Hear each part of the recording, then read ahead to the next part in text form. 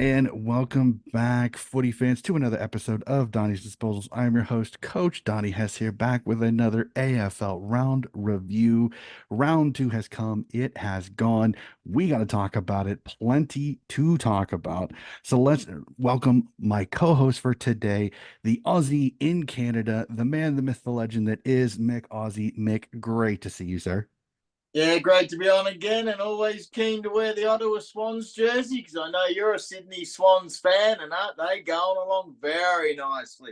No, they are humming. They are humming along very early in the season, but they're definitely making a very happy man out of me, especially considering it was my birthday this last week. So Awesome. I take the Swans game win as a kind of a light birthday present for myself. So absolutely love it. So before we Awesome. jump into the nuts and bolts breakdown of it, just your initial thoughts of round two. Some very interesting things, some controversies, some discussions, and plenty of topics to talk about, including the grand finalists from last year, both being 0 for with 0 wins under their belts.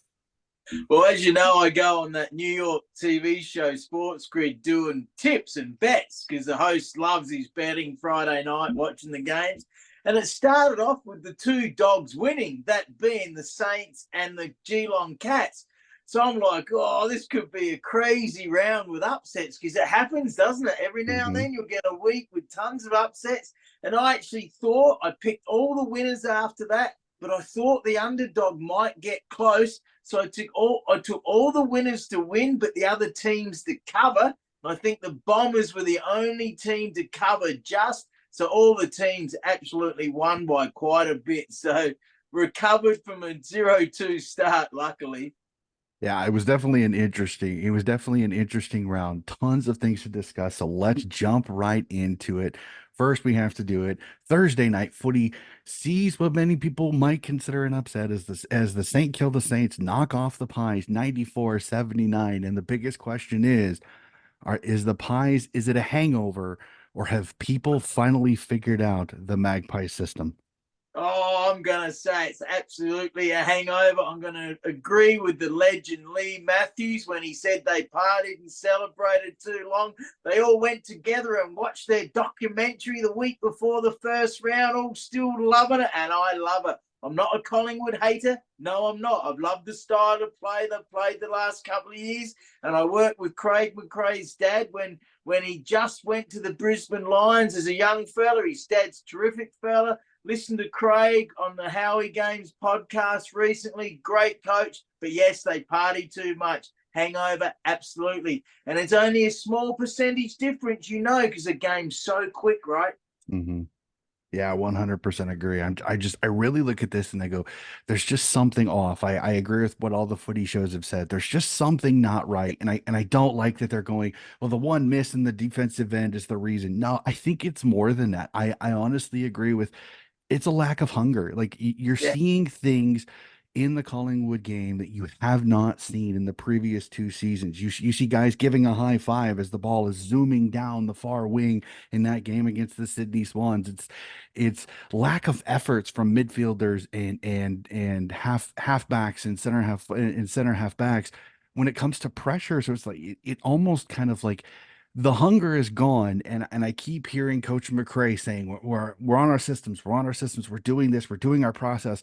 I'm like, buddy, you can put lipstick on a pig, bud, but it ain't gonna make him a beauty queen. Like that's just the simple truth. Haven't heard This that. team has lost its hunger, and I don't know if he really knows how to handle it. It's all been smooth sailing so far. It really has. Coach Craig McRae Fly has had just an absolutely beautiful run in his first two seasons with Collingwood.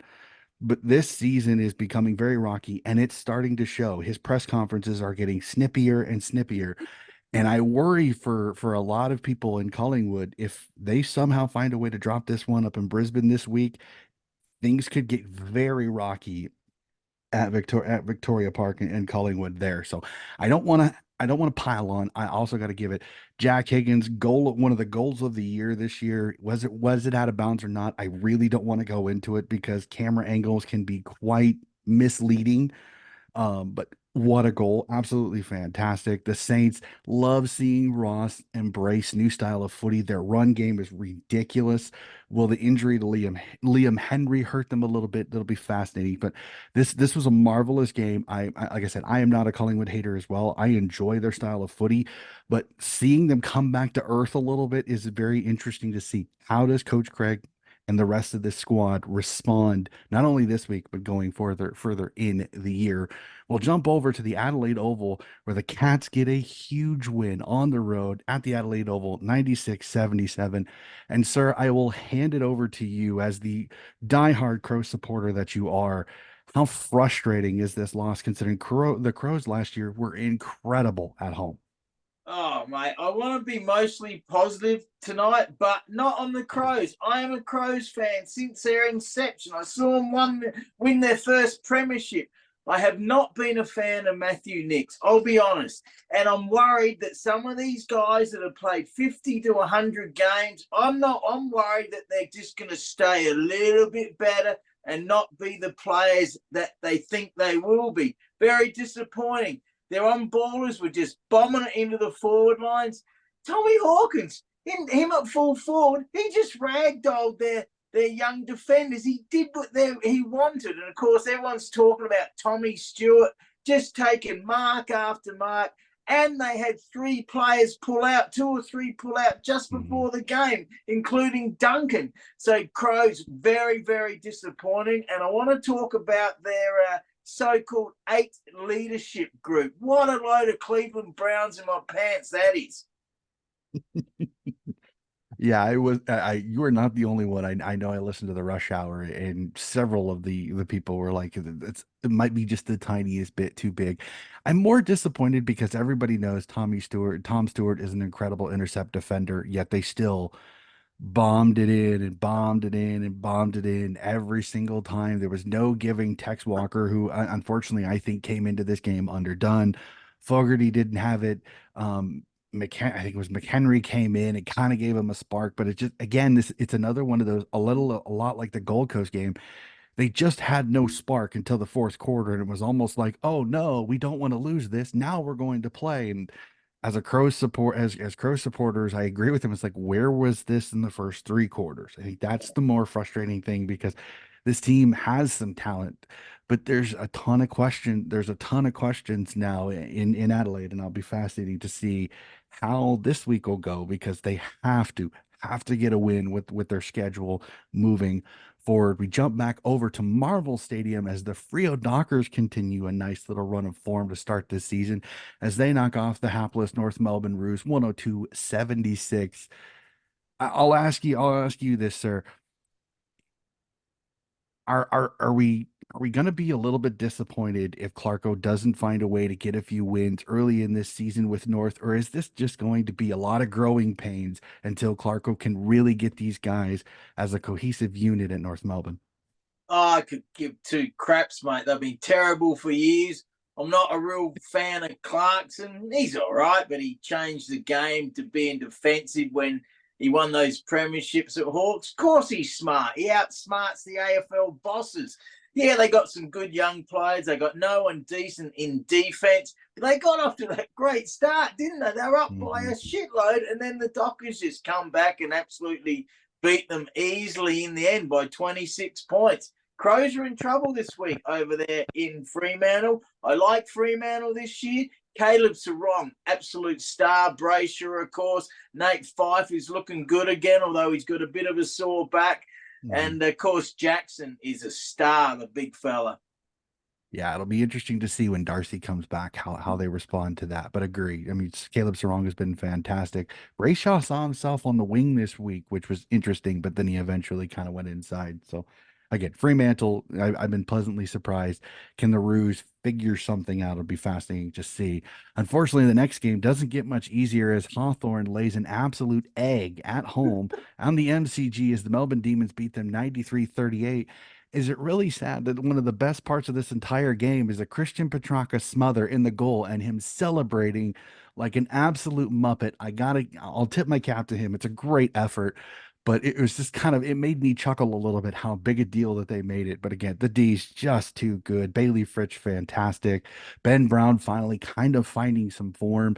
The D's do take a couple of hits with Lever and May both going down with injury. Yeah, well, Stephen May, that is a big one. And you know what? He's not my favourite player. He's probably one of my least favourite players in the whole AFL. He just appears to be too arrogant to me. Terrific player, though. Lever, well, he might be out, they reckon, with his knee, probably. So that, well, we'll talk later, but that gives Port Adelaide a huge advantage. Hawks, very disappointing. Got some injuries, but I think the Hawks might finish second to bottom, actually. Sicily, though, gotta love Sicily, eh? What a captain. He's a bit crazy, but he's a great player, that guy. Yeah, tough as nails. Just I think he needs to pull his head in just a littlest bit. I mean, as a captain, I don't want you getting suspended. I think it's one of those absolutely grit and determination. But sometimes he loses. He has brain fades in the game that a little bit frustrates me. But this is one of those D's just too good, and the Hawks could not capitalize in both Lever and May being out in the second half, which is kind of a little disappointing for me. We moved to a scintillating game on Saturday night that had some niggle, it had some mongrel, it had a little bit of everything in this as the Swans beat Essendon in an absolute shootout, 131 to 101, a 30-point win by the Swans. And I don't want to talk about the incident until a little bit later. So let's kind of stay into the game a little bit. The Essendon, I'm going to ask you this as an old time footy fan.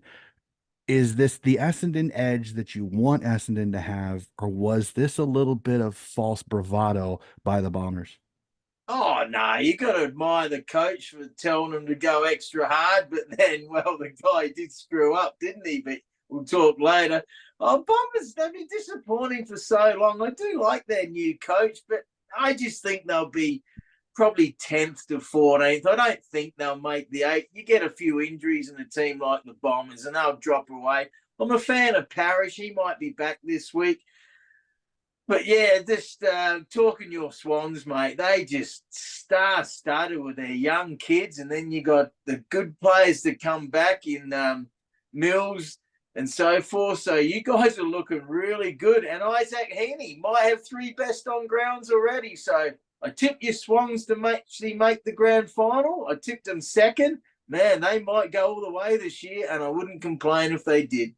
It'd be fascinating. It's interesting that both New South Wales teams have started off really well, Yeah. and I agree with you. Parker Mills and Adams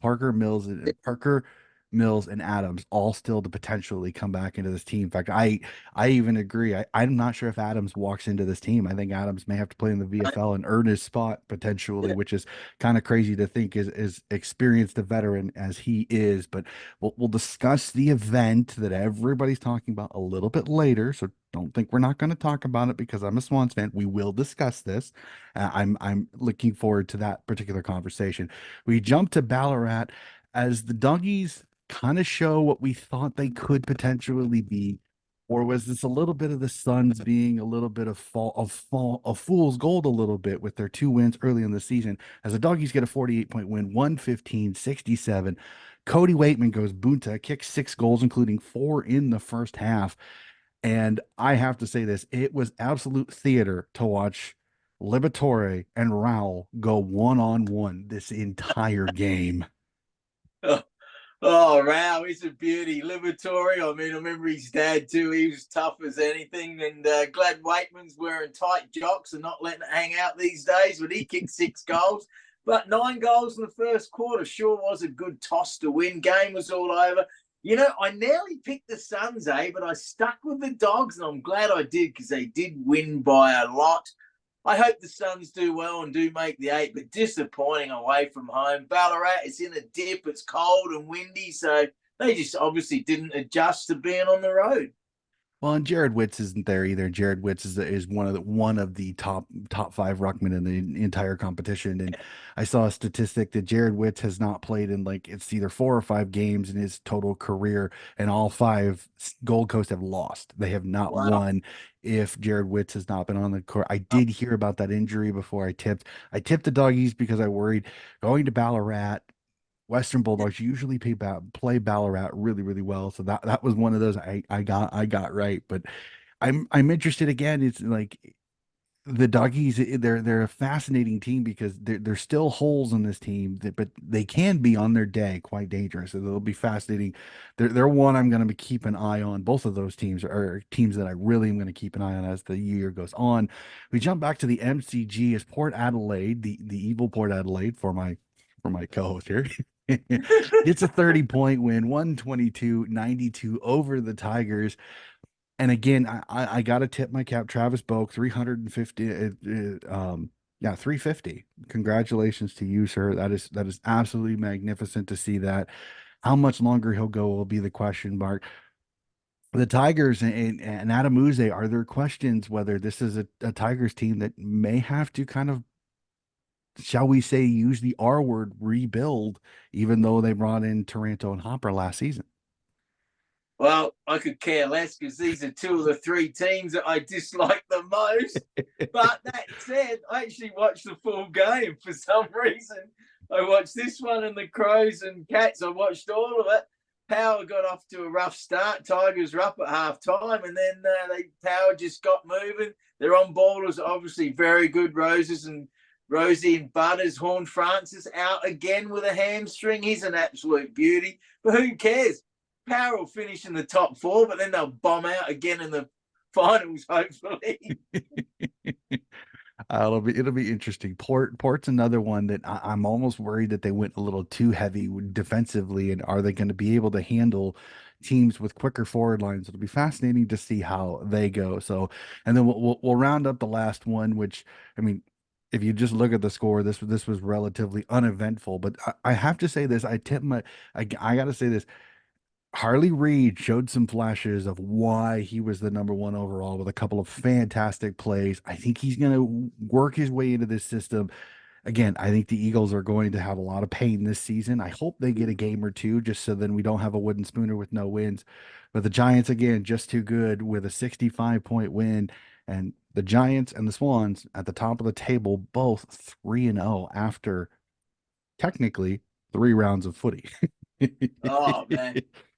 What a mess the Eagles are since winning the flag in, what was it, 18? They have just Yep. screwed up so bad. They cried when they were up in the Gold Coast in the COVID confines. They didn't like that. They kept their old players way too long. Their old players are injured all the time. So many soft tissue injuries. What's going on over there? I know the Mhm. ground is harder over there in Perth. They don't get as much rain, but the injuries, soft tissue is terrible. Jack Darling's been very average. They're thinking of dropping him. Gaff's playing in the waffle. So they are a long way. I'm going to call it. They are a long way from being competitive. I think they Mhm. are very bad team. And the Giants, yes, wouldn't it be great? We'll talk about later. Giants, very impressive. Mhm. Absolutely they are.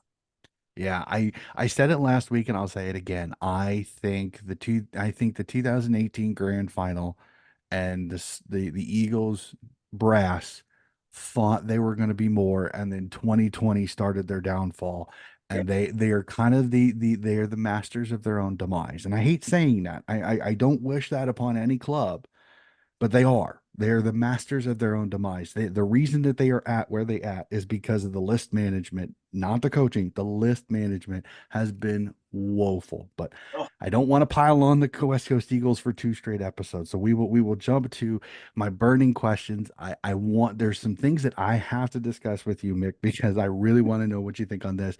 We will jump to probably the one that in about 24 hours from when this podcast comes out. Thursday night footy sees 0-3 Collingwood Magpies, 0-2 Brisbane Lions. Is it safe to say, in your opinion, Mick, that the loser of this game probably will not make finals? no, I wouldn't say that at all. I'd say they probably won't finish top four. Hmm. But no way. You can still get on a run, absolutely, and make the top eight. But I think the Magpies might go 0-4, but the Lions haven't been going that well either. So interesting game, isn't it? Yeah, very intriguing. The GABA has been a fortress. The Blues kind of knocked them back a little bit, and then the woeful performance against it really is. I'm sitting here looking at my tips, going, I really don't know how to tip because I want to tip Brisbane because they're at home, but the Pies do travel well, and I think it might almost be better to get out of Melbourne for this next game. So it'll be fascinating. I'm going to be eyes all over that game on Thursday night. That's one is going to be fun. The next one has a little bit of me in it just because I got to hear, I want to hear this. For me, is it good for footy that both New South Wales teams are playing so well early this season? Oh, I was about to grab my Crows hat. Of course it is. I'm from South Australia. I'd love to see an all Sydney or a Crows and Sydney grand final. I don't want to see any. That'd be great. No Melbourne teams in the grand final. Absolutely, it is. I would laugh my head off if those two teams made the grand final. I'd love it, actually. It would, as I've heard so many times, it would do the head in of so many in the Victorian media. I think it's great. I think it's absolutely fantastic that both the New South Wales teams are playing well, especially the Giants. I just really hope that they can capitalize on how good this team is. It's going to be fascinating. I think the Sydney Derbies this year are going to be absolutely magnificent. They could be grand final previews. We could have three this year, which would be absolutely outstanding. So I want to get to the heavy discussion on this one, and that is the Peter Wright incident. Everybody wants to talk about it. I've heard everything extreme one side, everything extreme other. For you, as somebody that played the game, and for somebody that's been watching the game for years, the Peter Wright incident, was it the right call to suspend him for 4 games, or do you have doubts that this is opening a Pandora's box for the game of footy? Uh, in the current state that we're in, as in the previous suspensions, um, this year, yes, absolutely. 3 or 4 games. That's the way it is, whether you like it or don't. That's the way it is. He had a choice, and he still cleaned the guy up. And it's harder for a big fella to move. I know that, but you got to be smart. Now the guy coming back into the pack, they got to be careful too, and they not to be suspended, but they got to be told, listen, you can't be doing that as much either. So yes, Mhm. suspension, absolutely. I could talk for ages about the lawsuits and all that. We won't do that, but no, in this current environment, yes, he was should be suspended. And I'm kind of one of those, and I agree with a couple of the arguments, and it was plain and simply, if he contests the footy, if he goes for a spoil, if he goes for a mark instead of tucking and defending himself, I don't think anything happens. I don't think he's suspended, even if Cunningham gets knocked out in a spoil, even if he gets knocked out Yep, in him contesting the footy or him jumping up and putting his knee up like he's going to take a specky mark to defend himself, yep, almost a little bit like what Mario Chol did on May. He doesn't get suspended. Like I understand everybody says split second decision. Yes, but these players and these athletes are trained to where split second decisions are something that they do constantly. And unfortunately, I saw this on one of the shows. This isn't the first time that Peter Wright has protected himself and knocked somebody out doing the same exact thing, tucking his right shoulder in and coming in. And then I've heard this from a few Essendon supporters. And again, I understand the passion. Thankfully, I love that you guys have that, but you also got to be prepared. It's like, well, he's got a dodgy shoulder. Then why is he playing? If he's got a dodgy shoulder, why is he on the team? Because he's a liability. So like he's going to get hurt. Do you see Peter Wright and do you see Cunningham? There's about a 50 keg difference there. There's about yeah, 6 inch difference there. Peter Wright, if he's so worried about getting hurt by Cunningham, that's more of a mentality thing more than it is. Like if he goes through it, I don't think either of them really get hurt. I think Peter Wright maybe gets the wind knocked out of him. Maybe. Like I don't think it was that bad. I think it looks worse because Wright tucks the shoulder and catches Cunningham right on the chin. It's one of the he had his eyes on the ball. He did until about half a second to about a second before the ball gets there, and then he puts his eyes down and then he protects. It's a lot like the Maynard thing. Everybody says he doesn't have enough time. Well, he has enough time to take his arms from above his head to into his chest, where in the same amount of time he probably could bring his arms down and put them out in front of him. So of course. You're dead like right. Yep. These are athletes that make decisions with a Yep. handball in the same amount of time. So you can't tell me they don't have enough time to react. So Dead right. again, Dead right, Donnie. it's a good it's not a great suspension. I feel bad for Peter Wright because I know he's not a dirty player. I know it was not a dirty incident. For any of the Swans fans that say it, please stop saying it. It is not true. It was not a dirty act. That was never Peter Wright's intention. It's just one of those. He made the wrong decision when it came to how he was going to go into the contest. Instead of going for the footy, he bailed. He bailed. The bigger guy bailed out of the contest. Do I agree that we need to start putting a little bit of probably don't want to go back with the footy type of thing? Yes. But it's kind of ingrained in footy with the courage that I think it's going to continue to happen because until it kind of gets coached out of players, it's going to continue to happen. So again, we're trying to defend these guys unless you're going to make these guys sign a waiver at the start of every single career and say, hey, if I get concussed multiple times, I cannot sue the AFL because I know the things. That's where it's going. Because that's the reason they're doing this is because of the 1970s Cool. and 1980s players that are suing because at that time the AFL, if they did, they weren't telling anybody about the problems with concussion and CTE. So I understand everything that's happening again. Bombers fans, I love you guys to death. I love your passion. I think the niggle between the two teams was fun to watch. I have to ask you, Travis Cloak, the runner, how funny was that to see him kind of try to break up the melee and still get it and still get a please explain from the AFL. Well, he needs to keep away from that, absolutely. But just real quick on this concussion thing, I don't want to go too deep, but Hmm. in the NFL, we know that the NFL bosses were hiding the truth, Hmm. but I don't see that in the AFL. I'm not going to protect the AFL because they're a massive, rich organization, but I don't fully understand where the players are coming from on this lawsuit because the AFL didn't know back then Hmm. about CTE. And sure, we had, you had had things that you had to do. Most people would miss a week. Any country football everywhere. So I don't really know how the AFL is liable in this case, but whatever. It's going to court. Some players are legitimate, got reasons. Some people are just after the money. We know. Hmm. Yeah, unfortunately. So again, like I said, all respect to Bombers fans. Again, I do not take it personally. I have tried to be as respectful online. I think there's Muppets on both sides. There's Muppets on both sides, both the Sydney and Essendon side, and on all of this. In fact, the Wayne Carey, the Duck, coming in and saying he's not ever going to watch football Oh, if yeah. if he gets suspended. My plain and simple, hey Duck, bye. Oh, Yeah. yeah, I forgot. You get paid to write articles for a newspaper, so you just lied to us. Bye, Duck. Sorry. I'm sorry.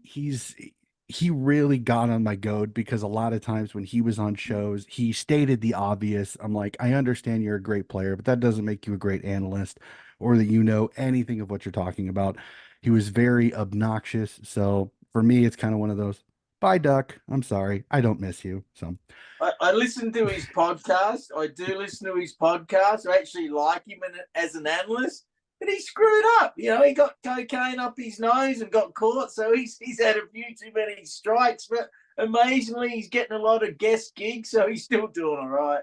yeah, people pay for the name more than anything. So we will backtrack out of that. We will move on to as we kind of said. I want to let you have a little bit of a soapbox because I know this question has come up. I know we're only 3 games into, or 2 rounds, or 3 games depending on who you are. Did the Crows sign Matty Nix too early? I know this is going to be a fun one for you. So here's your soapbox, sir.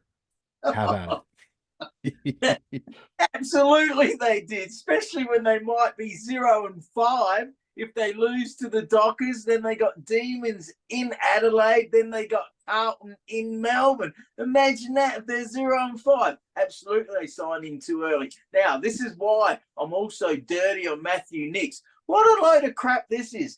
8 players in their leadership group, way too many. And let me go through them. Some of them aren't even in my starting 18. Dawson, absolutely, very good. Keys, very good. Good player. I like him. O'Brien, he's a battler. Does he do much? He's a battler. Murphy, Murphy's played 100 games. He wouldn't even be in my top 22. Fogarty, are you kidding me? Fogarty should be dropped. He didn't grab the marks when they were there, and that goal he missed, and he thinks he's great. Sure, you've got to persist with these young forwards. Fogarty's probably played, 50, 60 games. I remember one good one. Malera, average player, not too bad. Hinge, good young kid. Smith, 250 games. So you got half of this 8 leadership group. Someone wouldn't even have in a team. How can you do that? That is absolutely the biggest load of Cleveland Browns in my pants ever. 8 leadership group, and some of them aren't even in my top 18 or 22.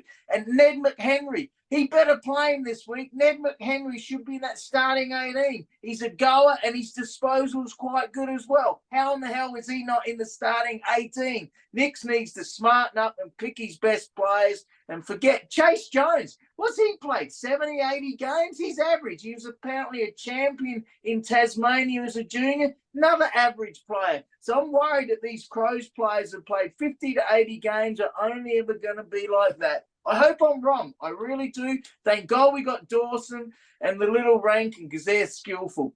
Yeah, it'll There you definitely be interesting. I'm gonna hold it for a little bit just because again, I that is my worry that they go 0-5. But again, Port Adelaide started 0-5 and then had that run again. I know, sorry, wrong team, shouldn't say that. Evil Donnie, but it is possible. And I agree with you. It's a little bit like Brisbane. It's like if you get on the right run, who knows what's going to happen. I'm interested to see, does Dan Curtin come in? Like, does he really shake things up at selection this week, knowing that this is a huge one against Fremantle coming up? So, and then we will end the burning questions with what game in round 3, besides the Crows, that you're going to sit down and have your popcorn for, because some interesting ones on the slate for this round. Yeah, well, obviously the first game, Collingwood in Brisbane, should be a ripper. Lions are actually favoured by 16 and a half. That's quite a bit. I'll take the Magpies to cover that. I'll take the Lions to win. And the Demons in Adelaide could be interesting. That would have been a lot closer, but with May out and probably Lever, well, that gives the big forwards at Port Adelaide a real chance to win that one. Crows at Dockers could be a close one. I think I'll take the Dockers to win that, but I hope I'm wrong. And yeah, Cats should destroy Hawks. Your boys should win over the Tigers as well. Well, and there's one you didn't talk about that's got me fascinated, and that's Essendon versus St. Kilda. I think that one could be quite the interesting one at Marvel Stadium. That might be one I'm going to keep an eye on. Can the Saints keep it going? And how does Essendon bounce back with no Peter Wright? I'll be fascinated on that one. So let's Yeah. jump to it. My team of the week that I do every week. We're going to try to do this relatively quickly because I want to be sure that we have plenty of times for tips. I know Mick has given us a couple of his tips already, but we still have to tip, so we will go there. So my team of the week will start on the defensive side of the footy at the fullback line. We talked about him a little bit earlier. James Sicily of the Hawthorn Hawks, Essendon's Andrew McGrath, and Fremantle's Jared Clark. On the halfback line sees Geelong's Tom Stewart, Port Adelaide's Dan Houston, and GWS's Lockie Whitfield. In the midfield, on the wings, sees Errol Goulden of the Sydney Swans and Andrew Brayshaw of the Fremantle Dockers. A majority of his possessions were out there. That's why he's on the wing instead of in the center. In the center, sees Sydney's Chad Warner, the Western Bulldogs, Marcus Bontempelli, and GWS's Josh Kelly. In the ruck, sees Fremantle's Luke Jackson. On the half forward line, sees Sydney's Tom Papley, Port Adelaide's Todd Marshall, and St. Kilda's Jack Higgins. At the full forward line, sees Tommy Hawkins of the Geelong Cats, the Western Bulldogs, Cody Waitman, and Melbourne's Bailey Fritsch. On the bench, I think I wrote something down wrong. Sees the Adelaide Crows, Riley O'Brien. I thought he had a relatively good game in the ruck for him. North's Tom Powell in the midfield, Richmond's Liam Baker, and I gotta double check my notes because I have Tom Stewart both as the bench player and the starter. So let me double check my notes and grab it really quickly here. Oh, North Melbourne's Harry Sheasel was the last one. I totally, when I was writing it down on my phone for my notes to get ready for this, I forgot Harry Sheasel. So North Melbourne's Harry Sheasel is the bench defender. So really quickly, I know that's a lot of names. Really quickly, your thoughts of team of the week? Oh, very good. Tommy Papley, he's a beauty, isn't he? And he's mouthing off, but I enjoy that because a lot of these AFL players are too scared to say anything. I'm not sure. Did you have Isaac Heaney in there? That might be one you've missed. But other than that, I'm He's pretty good. it's one of those where there were so many there were actually several with two goals Yeah. from the midfields because everybody that was the center mid, Tom Powell, Chad Warner, Josh Kelly, Bontempelli all had two goals. Heaney only had one. So I kind of used that as a little bit of a stepping stone, a little bit to help out a little bit. Just once Heaney was so close. Heaney was so close. He's been so close in every single one of them. I know was it last week? Last week I had both Warner and Heaney in the middle because they were both fantastic. So it's been one of those where the Heaney, I think honestly, I would not be surprised if he's got 9 Brownlow votes after 3 games. It will not shock me a bit. Chad Warner may have taken three off of him in the previous game.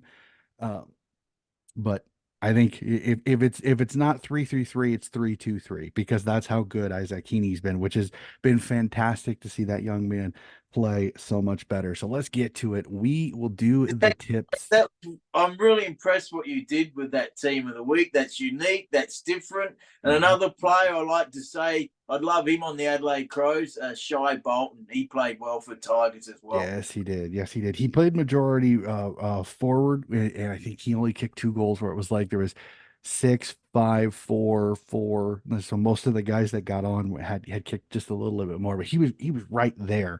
Yeah. If he had had a little more midfield time, I might have slipped him into the center mids, and he may have given Tom Powell a run for his money. But it's a decipher. Everybody's is different. No, it's I good. know, Very and good. and I hate the ones like Tommy Mitchell was one of those burned me a couple of times the first years because I do disposals, but he do 41 and he do absolutely nothing with those 41. Like 20 would be backwards handballs, so his meters Yeah. gained would be like 250. I'm like, you have 43 touches and you get 250 meters gained. What are you doing wrong? Like, Yeah. like I don't mean to be mean, but it's like so I started looking into a few more of the different stats and things like that, and it's been a lot of fun.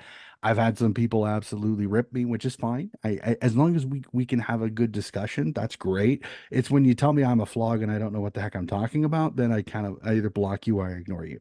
But if you come with a nice solid reason or good solid facts to back you up, I will take it into the effect, put it in my metrics, and I will add it.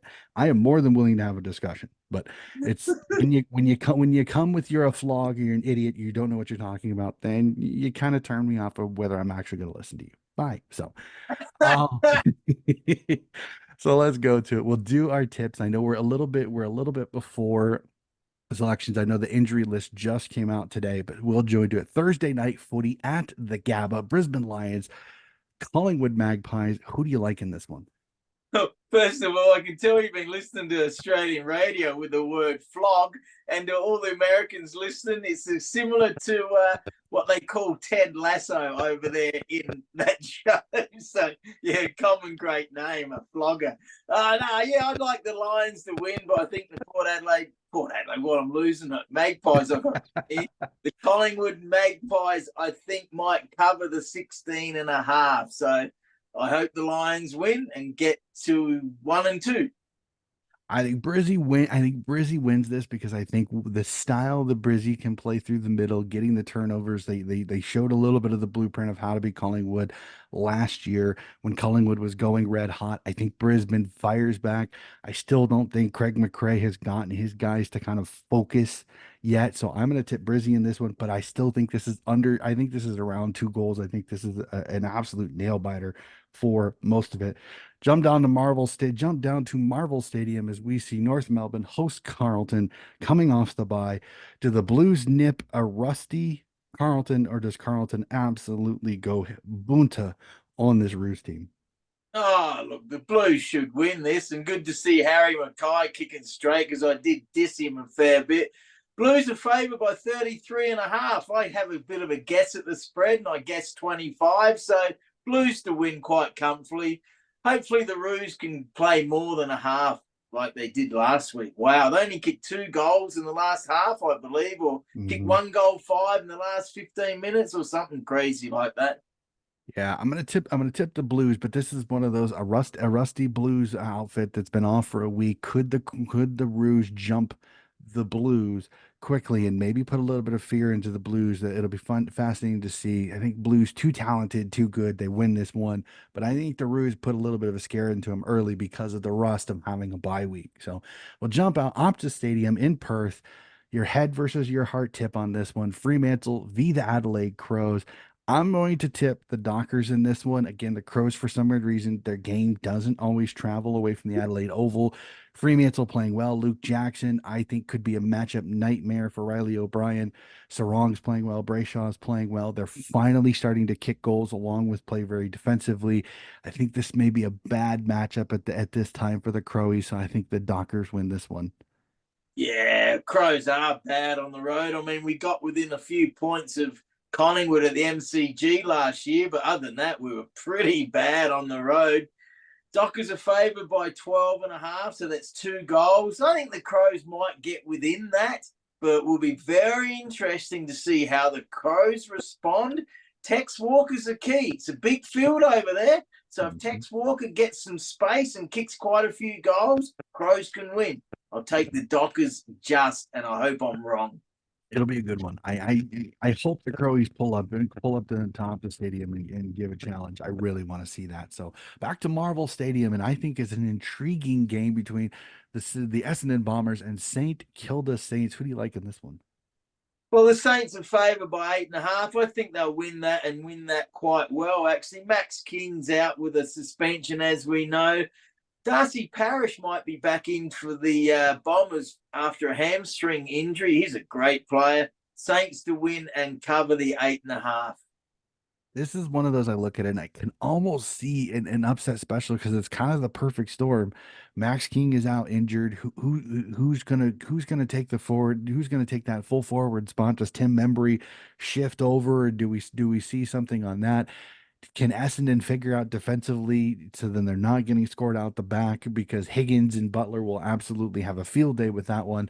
I'm going to tip the Saints, but this is my keep an eye on upset. Don't be shocked if the Dons find a way to nip St. Kilda on this one. So tipping the Saints, but I think the Dons will be close on this one. An absolute cracker over at the Adelaide Oval as Port Adelaide hosts the Melbourne Demons. I'm going to tip the D's in this one. I think the D's are starting to find their way. I think Max Gawn is starting to kind of find his groove a little bit. I think Ben Brown's ascension has been great for them. It's let Keziah Pickett and Bailey Fritsch come open. And I think Port Adelaide's defense gets a little bit exposed for being a little bit too tall and not so agile in this game. I like the D's in this one, even on the road. Interesting, your comments on the Port Adelaide defense. Yeah, you might be right. It hasn't been that good. They obviously added a couple of players there. Horn Francis is still out with a hamstring, so that's 2 weeks in a row. They'll miss him. Now, will the big body mids in Petrarca and Oliver be too much for the smaller Rosie and Butters? Will be interesting, absolutely. Power a 13.5 point favourite. Now, if May and Lever were playing, I'd be very tempted to pick the Demons, but because they're not, I Mhm. think the Port Adelaide forwards will have a day. Big fella Charlie Dixon and Marshall playing his 100th. So I'll pick the Power just in that one. Yeah, I'm Lever is the only one that I think could be back. I think May there were some people saying May could be back. There's no way with two broken ribs and I highly doubt him. Lever could. There's still talk that he could, and if he's in, I think that does balance it a little bit. But I understand your point. No Lever May. Usually that spells disaster for the D. So I like your tip. I even like your tip on that one. Marvel Stadium, Western Bulldogs v. the West Coast Eagles. I mean, do I even have to ask? I think the Oh, Buggies win this one, and I think they put a nice little percentage on an Eagles team that just they're going to try to survive to that North Melbourne game and then hope they can find a way to steal one. So I got the Doggies on this one. yeah, Doggies favoured by 47.5. They'll probably cover that. Jack McRae, something's going wrong there. He got a heap of touches in the VFL, so we'll see if 47. Yeah. he's back on. Rory Lobb kicked 4 goals in the VFL, but you can't have that many forwards, so he's probably still out. Doggies, yeah, they're one of the teams. Will they make the 8? They might not. So they're going to be an interesting follow this year, especially with some pressure on their premiership coach, Luke Beveridge. Yep, be a fun one. Well, we go to the MCG as the Richmond Tigers host this and the red hot Sydney Swans on this one. Who do you like in this one? Well, Swans are favoured by 19 and a half. Yeah, I think they'll win and probably win well, but you never know. If they have a bit of a letdown thinking they're better than they are, Cunningham's obviously out. The photographer, Nathan Broad, is back in after a calf injury. So if you've followed AFL since 2017, you'll understand my little dig at Nathan Broad there. So, yeah, Swans to keep going, I think. I think Swans this one, but again, the Tigers are good at home. The Swans actually play the MCG relatively well. I know they had a few games where they kind of had horror runs, but I think their style of play and their kicking, I think, could have an absolute field day with this Richmond team that still has not really shown the ability to be solid defensively for an entire four quarters. So I think the Swans win this one, but that's going to be a fun one to watch. And the Easter Monday game sees the typical rivalry between the Hawks and the Cats. Do we see a Hawks miracle, or are the Cats just too good? Cat's way too good, I think. I saw him. I was very impressed with him last week. I actually picked him to come in the eight, where a lot didn't, but I picked the Blues to miss, so I might be in trouble there. Nah, Dangerfield's out with a hamstring. Atkins could be back in, and Tanner Bruin with a foot could be back in. They're favoured by 19 and a half. I think they'll win by more than that. Yeah, a few too many out for me for the Hawks. I think the Cats are going to be able to absorb Dangerfield's loss this round. It's going to be against a few other teams. They may find a little bit of a struggle there. Cats just a little bit too good. Hawks a little bit too weakened by injury. I like the Cats in that one. So, well, Mick, that is it. There's two other teams that will have a bye with the Gold Coast Suns and GWS having a seat on their living room couches this particular round. Only 8 games to discuss, but been fantastic. As always, Mick, great to be able to sit down and to talk footy with you. I know that you're always on Craig's show, and I really enjoy those conversations that you have. But I love having you on, being able to talk footy with you. So, how are things are going with you and everything on your side? Yeah, doing good. Obviously, a bit of a lull time for me this time of year with just the AFL on because I'm big into the NFL, the Canadian football. Do a cricket show up here, Edmonton Cricket TV. So preparing for that and looking forward to the gather round next week in Adelaide, my home city. Lots of events going on.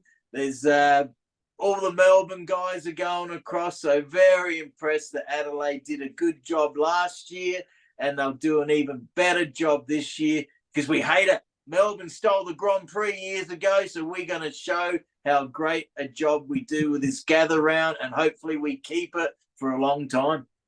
That'll be very interesting. I know the Premier really wants to. We'll have to see what the AFL thinks on that one. So, ladies and gentlemen, that is going to do it for another episode of Donnie's Disposals.